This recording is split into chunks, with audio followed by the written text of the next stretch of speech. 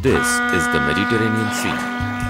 Studded with islands, the sea is surrounded by rocky hillsides and most of the coast is made of limestone.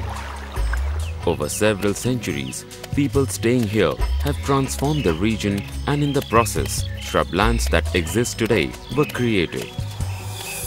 The greatest concentration of tourism on planet Earth occurs in the Mediterranean region, with more than 100 million tourists visiting the region every year.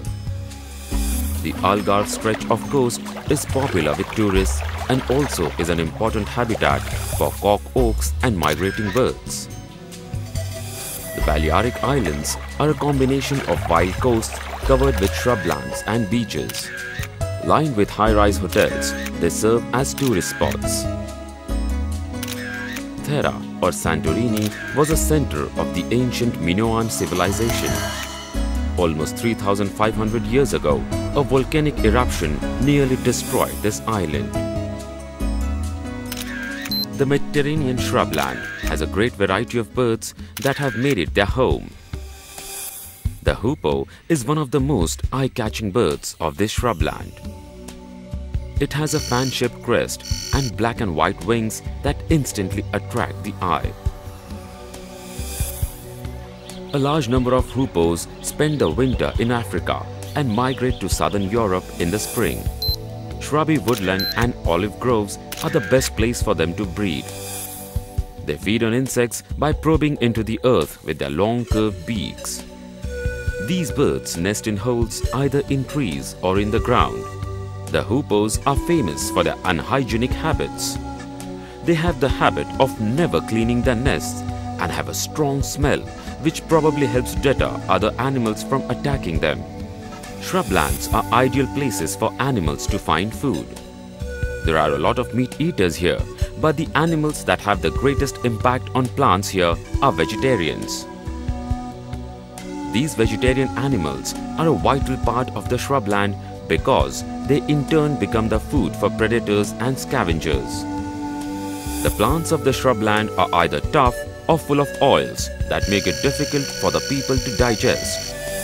But for the plant eaters of shrubland, it is not so difficult because they have special equipment to tackle such kind of food.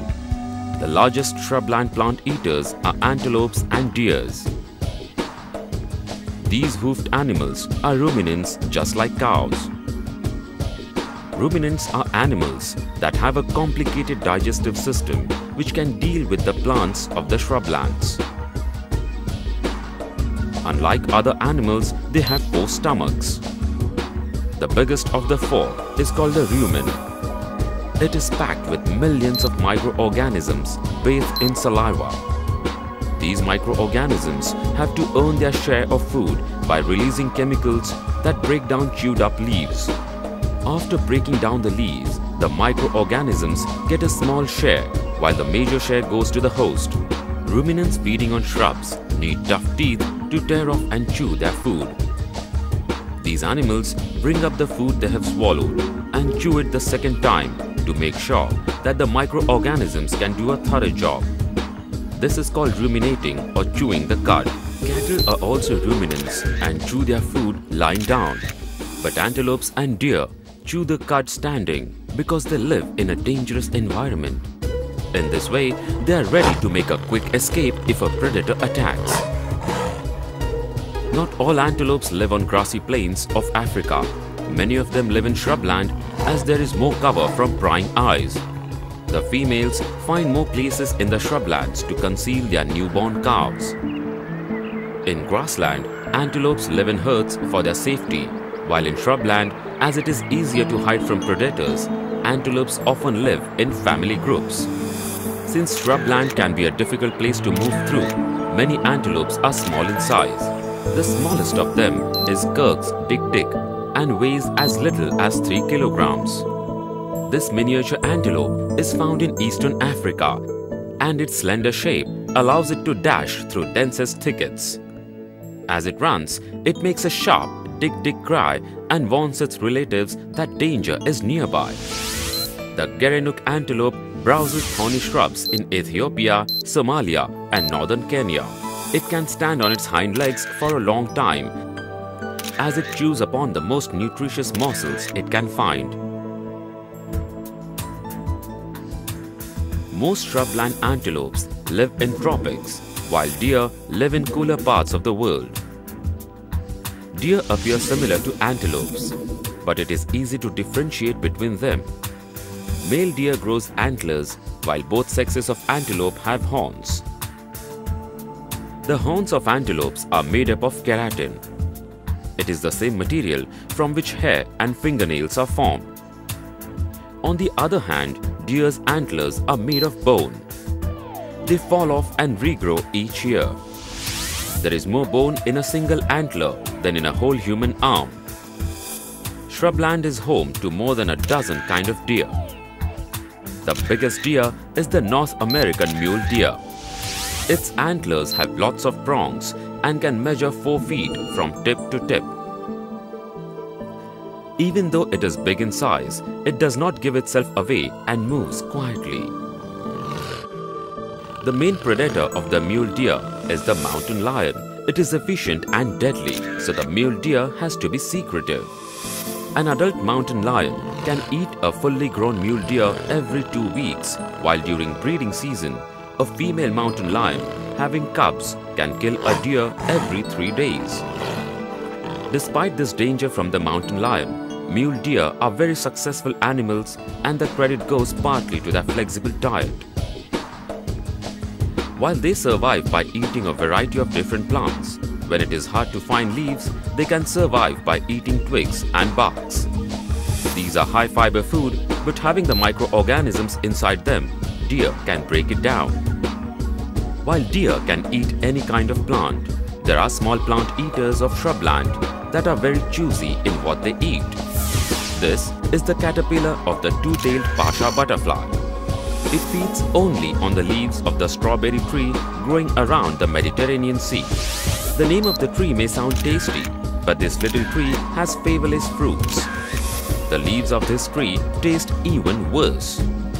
Majority of the animals avoid the leaves, but the pasha caterpillars eat nothing else. Concentrating on this undesirable food, the pasha caterpillars have all the food to themselves. The red fruit also becomes a valuable source of food for the birds in winter. This is the Marley shrublands of Australia. It has a unique mixture of animals that can only survive in the shrublands and cannot live in the nearby desert. Bandicoots are small marsupials that use the dense cover of the shrubland to hide from its predators. Another marsupial, called the numbats, eat ants and forage in dead wood for ants and termites. The dead wood and leaf litter that build up in the Marley shrublands are used by legless lizards and snakes as hiding place and hunting ground. But these animals have to face a challenge for their survival. The climate of shrubland is ideal for farming, and much of the land has been cleared for the same purpose. The most affected of the animals is the western swamp tortoise. It has not only lost its habitat, it is now being hunted by cats and foxes. Bushfires triggered by people have also resulted in the death of many of these tortoises. The surviving 300 tortoises live in a patch of habitat near Perth. Come summer, and Australia's bush brings an unwelcome insect, the bushfly. The bushfly is small in size and does not bite, but it has a strong liking for the moisture and salt on human skin. As soon as it finds a human, it settles on their faces and even crawls into their nostrils and ears. The life of bushfly starts as maggots in animal droppings and then transforms into adult flies in the soil. As the fly season reaches its pinnacle, clouds of them fill the air. There is only one way to keep them away, and that is by wearing hat with net or with corks or strings. As dusk falls in shrubland, it is time for crickets and katydids to begin their noisy chorus, thus signaling the start of the night shift. In shrublands, most plant-eating insects avoid the daylight and feed under the cover of darkness. But grasshoppers are good at jumping away as danger strikes, so they risk feeding during the day. The plant-eating insects feeding at night are relatives of grasshoppers having similar shape, long body, tough jaws and strong legs. They also have a similar way of calling out. Like the grasshoppers, they too scrap the parts of their bodies together while calling out. Many of the insects are so well camouflaged that even in bright flashlight, they are difficult to find.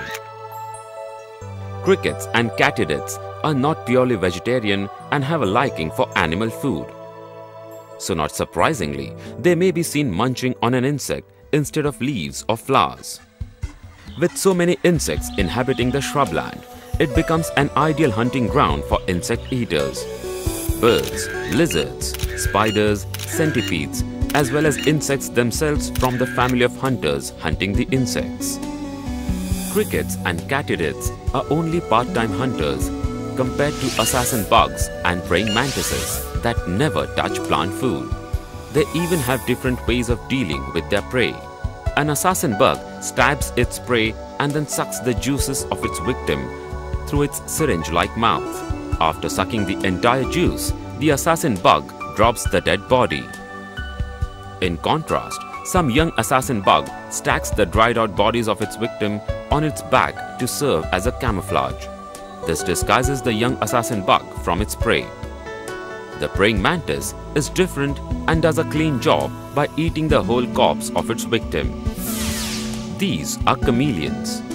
They are peculiar animals that are famous for changing their body color. Unlike other lizards that hunt on the ground, chameleons stalk their prey in shrubs and trees. Found in Africa and southern Asia, these lizards have a unique way of attacking their prey. They creep quietly along branches, gripping them with their toes and tails. Their eyes protrude and can revolve independently, allowing them to see in two different directions at the same time.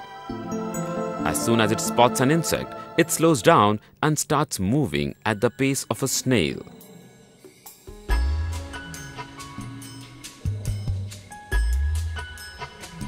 As soon as the insect comes in the attacking range, the chameleon shoots out its tongue and within seconds hauls its prey inside its mouth.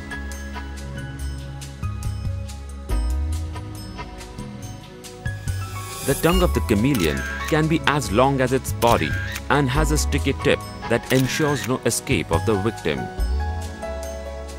Most of the chameleons do not change color for camouflage, but to communicate with other chameleons.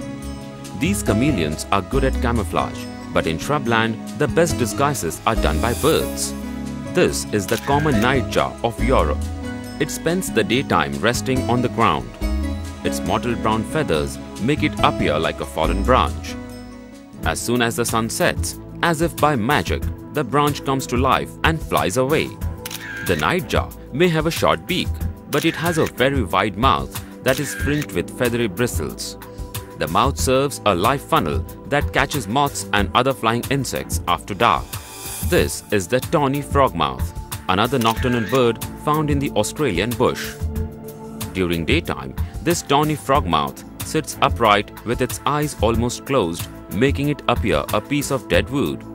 But as soon as anything comes too close, it suddenly opens its mouth, revealing bright pink skin inside and frightens the intruder away. In this manner, the frogmouth escapes from becoming any intruder's meal. In comparison with leaves, seeds are storehouse of energy. These are easily digestible and can also easily be stored. This is the reason why the shrubland is home to many seed eaters, even though seeds are sometimes difficult to find. The real experts of this kind of lifestyle are rodents because they are well equipped for carrying their food back home. These rodents have a built-in cheek pouches that have the capacity to stretch like a shopping bag when filled with seeds. The interesting thing is that these pouches can be closed off from the rest of the mouth. This allows the rodent to eat or drink even when its pouch is full. Hamsters and American pocket mice have some of the largest pouches of all, allowing them to carry hundreds of small seeds at one time. Many of the shrubland rodents are good climbers, but most of them prefer to collect the seeds that have fallen on the ground. Summer is the ideal time for their harvest, but they are capable of turning up seeds at other times as well by doing some careful searching. This pocket mice found in the chaparral of California in the USA finds the seeds by sifting the soil with its front paws. They have long front paws that help them sort seeds from the soil. As soon as the pocket mouse collects a paw full of seeds, it transfers them to its cheek pouch and heads back to its home. While collecting seeds, the rodents have to be careful of their predators. So they collect seeds only during the night when there is less chance of being attacked. Like rodents, seed-eating birds too have made shrubland their home. These seed-eating birds use daytime to search for their food, as it is not possible for them to see after dark. If these birds feel threatened, then they take off only as a last resort. This is Dynamis, found in South American scrub. On feeling threatened, these chicken-sized birds run for cover and then suddenly freeze. This makes them hard to see. Even after this, if they feel threatened, then they take emergency action and burst into the air on their stubby wings. But being exposed in the air for a long time is again dangerous for them, so they don't fly far. Once they drop back into the scrub, they instantly disappear from sight. Many seed-eating birds throughout the world's shrubland behave in similar manner, but the biggest seed-eaters cannot fly at all because their wings are far too small to allow them to fly. The rhea of South America and emus of Australia belong to the family of flightless giants. The African ostrich also wanders into the shrublands occasionally, although it prefers the grassy plains.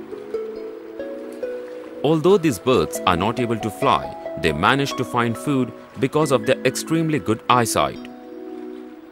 They have long necks and can see above the vegetation for any danger. Within seconds of sensing the danger, they run on their marathon runner legs and are capable of running for 20 to 30 minutes at a stretch. This time duration is enough to give their enemies the slip. Other than swallowing seeds, these seed-eating birds can even gulp down insects and sometimes even stones. These stones lodge themselves into a muscular chamber in front of the bird's stomach called the crop. The stones here help in grinding the food, so it is easier to digest.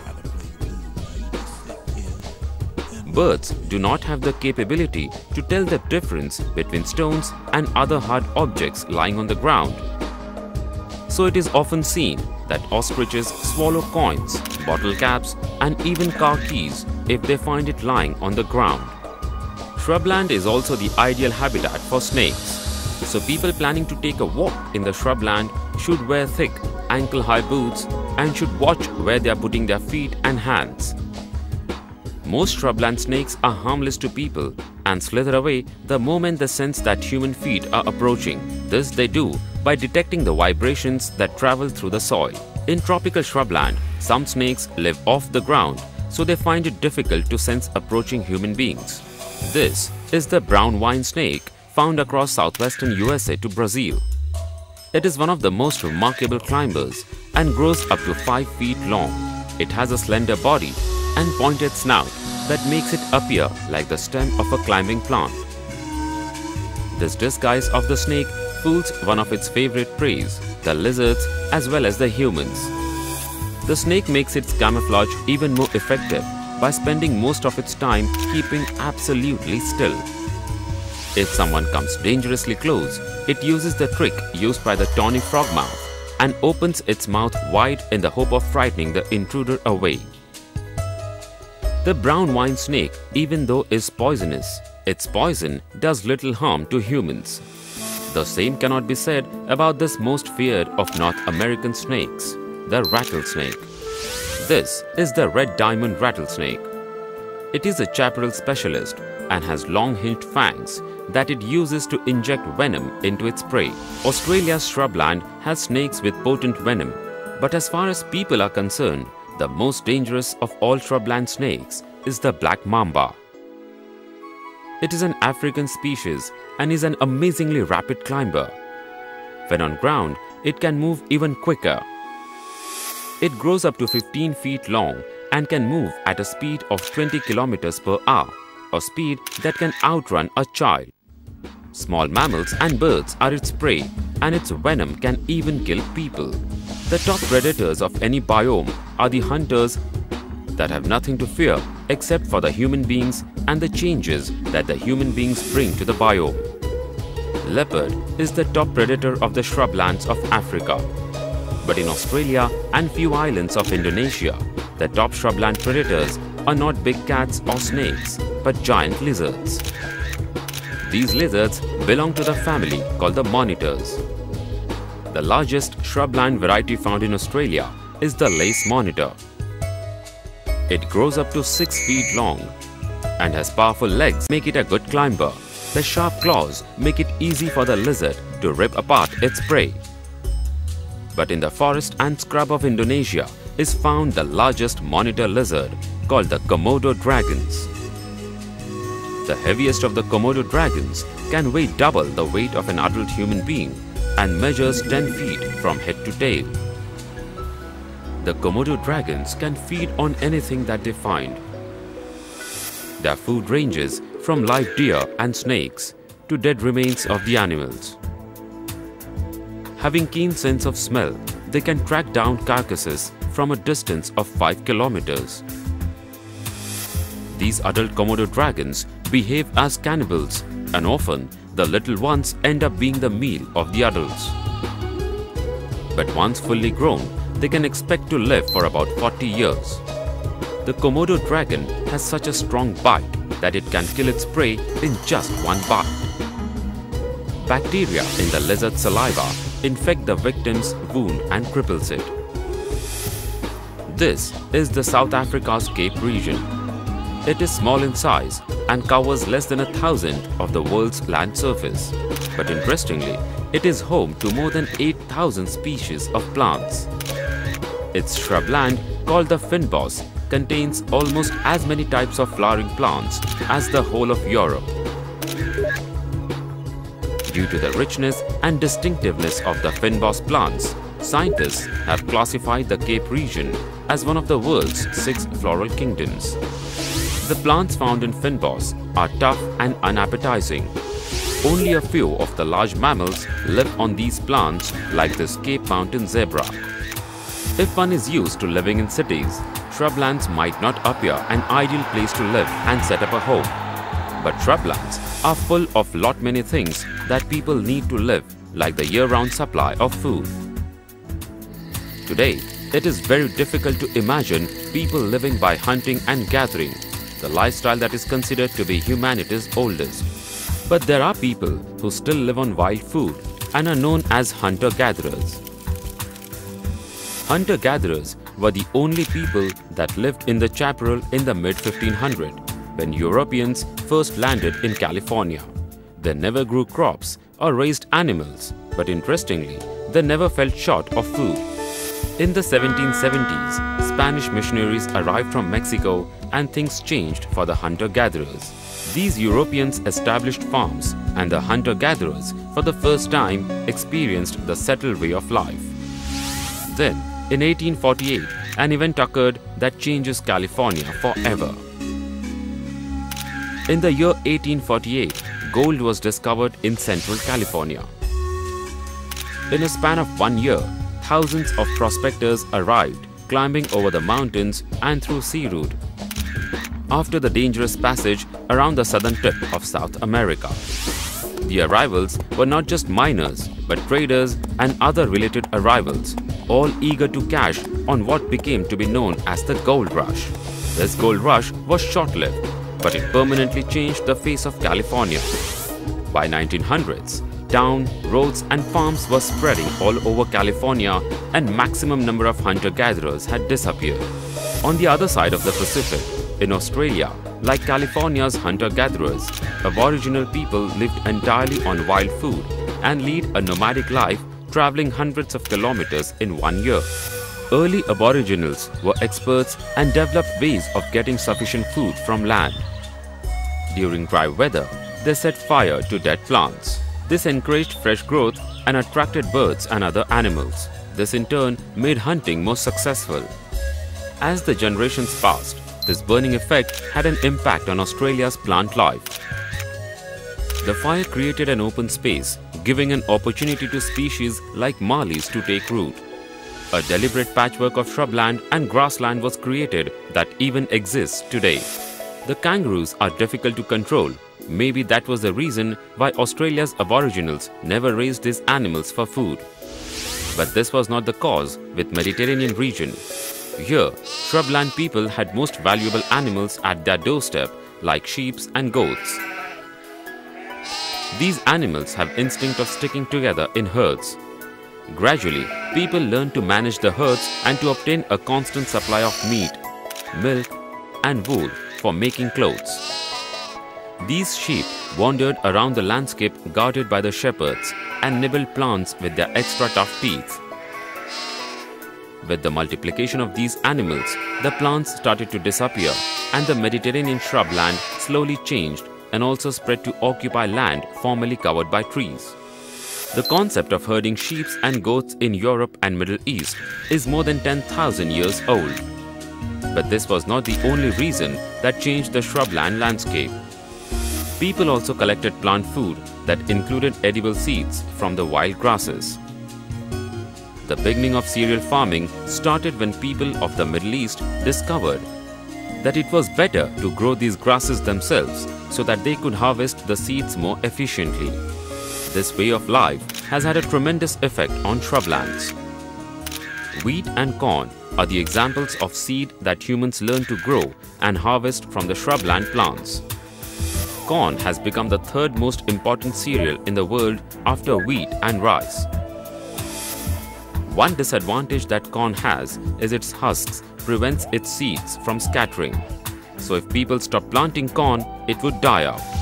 Other than these cereals, olives and grapes are also very much at home in shrubland regions. The olive tree lived in the Mediterranean region, and during Romans' reign, its oil was used for lighting as well as cooking because it burns with a smoky yellow flame. The Caucasus Mountains to the east of Black Sea is home to the grapevine. When it was brought to Europe is still a mystery, but once it arrived, it became a feature of the landscape as more and more farmers started making wine. Farms in shrublands have forced the wildlife to either retreat or become extinct. For animals like crows and coyotes, there is always extra food in the farms, but for the other shrubland animals, survival became a challenge and their numbers declined.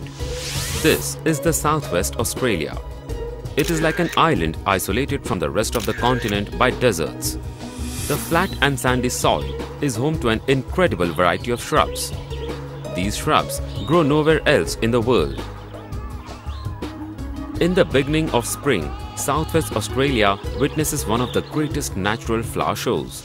Other than many bizarre and colourful plants, one of the most spectacular plants is the Australian Christmas tree, covered in intense yellow flowers from December to January. Just as other biomes face the challenge, the future of shrubland is also not great. The world's remaining shrublands face a fight for survival with pressure from people increasing time and again. But saving shrubland is not considered urgent or appealing like other biomes. These are the pockets of heathland, areas covered by low shrubs in the northwest Europe. They still survive from Stone Age times. Today, they face a new danger from the rapid spread of houses and roads. In Western Australia, huge areas of natural shrublands have been cleared by the farmers. But strips of shrubland can be seen along the state's main highways. These strips have become important wildlife corridors despite the passing traffic. In certain parts of the globe, shrublands are also being threatened by the introduction of new animals brought by people from outside. The animals that have had worst impact are the goats, cats, foxes and rats. These animals harm native animals and plants by eating them and by competing with them for food. They even tend to spread disease. Climate change can be one of the biggest problems for shrublands. It can cause Africa's shrublands to become more lush, and the long dry season might become a thing of the past. But shrubland plants and animals have learned to adjust to the changing climates, even though plants take longer to adjust. The question that arises is, how will the world's shrublands fare over the next century? The answer is, shrublands will be a part of the planet Earth, but they might not stay in exactly the same place they are now. Some of the shrubland plants and animals may lose in the struggle to cope with the climate change and may permanently disappear. On the other hand, others may benefit and blossom. Most importantly, there will be other changes that will involve us humans. Experts predict that the population of Earth will keep increasing dramatically until 2050 or 2070, and then the population will either be steady or even fall. This will help to decrease the pressure of human population on the shrubland. It will in turn help to protect the shrublands, allowing us humans to appreciate the remarkable shrubland plants and animals even more. But today, the key areas of the shrublands can be protected by promoting them as tourist attractions. The money collected from the tourists will pay for the management and protection of the preserved land. Thousands of people flock to South Africa and Western Australia to see the spectacular shrublands. Instead of waiting nature to take its course, we must come forward in preserving the shrubland biome so that the balance is maintained and Earth becomes a better place to live on.